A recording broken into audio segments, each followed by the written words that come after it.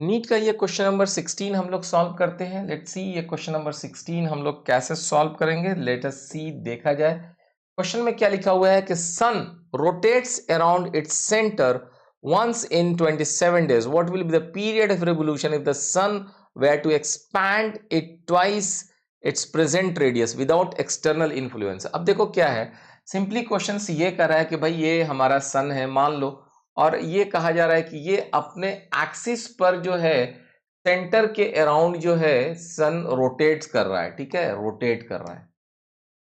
और कहा गया कि ये सन जो है अब 27 दिन में एक बार रोटेट कर लेता है, ठीक है, क्या करता है, 27 दिन में एक बार रोटेट कर लेता है। What will be the period of revolution if the sun were expanded its twice of the present radius? अब सन को बोला कि जो ना ये जो है प्रेजेंट रेडियस, अगर रेडियस इसका r है तो अब इसने बोला कि इसका रेडियस जो है 2r हो गया, ठीक है, और तब भी ये अब अभी भी रोटेट कर रहा है, ठीक है। यहां पे एक दो बातें हैं, विदाउट एनी एक्सटर्नल इन्फ्लुएंस, ठीक है, कोई और एक्सपैंड कर गया है सन, तो देखो इसका मास तो नहीं बदला, सन का मास नहीं बदला, ये मास नहीं बदला, यहां पे भी मास नहीं बदला।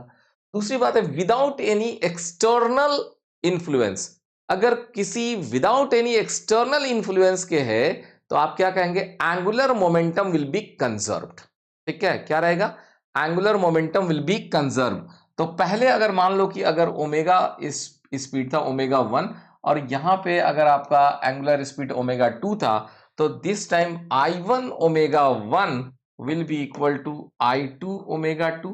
Okay, sun is a sphere, मान लेते हैं हम लोग सॉलिड स्फेयर की तरह मान लेते हैं, तो क्या आ जाएगा 2/5 mr² multiplied by omega 1, I2 is 2/5 m and r square का मतलब हो गया 2r का whole square multiplied by omega 2। अब आप देखोगे m से m कैंसिल होगा, r स्क्वायर से r स्क्वायर कैंसिल होगा, 2/5 से 2/5 कैंसिल होगा, और निकल कर अल्टीमेटली आया रिजल्ट क्या आया, ये रिजल्ट आया कि omega 1 is equal to 4 times omega 2, मतलब ओमेगा 2 जो है इज इक्वल टू ओमेगा 1/4।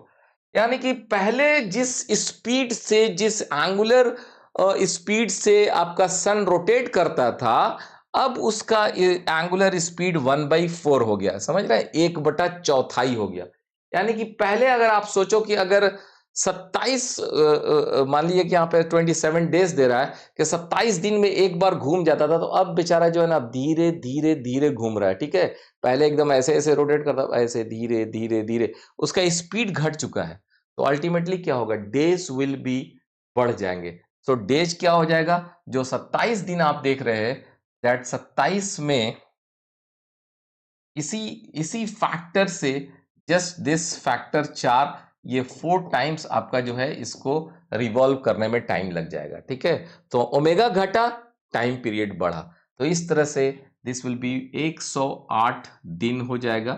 तो दैट टाइम, और यहाँ पे लिखा भी है कि assume the sphere of the uniform density, ये सब जो है मान के हम लोग कहा गया है, तो 108 दिन हो जाएगा। तो वेरी सिंपल क्वेश्चन है, एंगुलर मोमेंटम कंजर्वेशन प्रिंसिपल को you can apply. Thank you.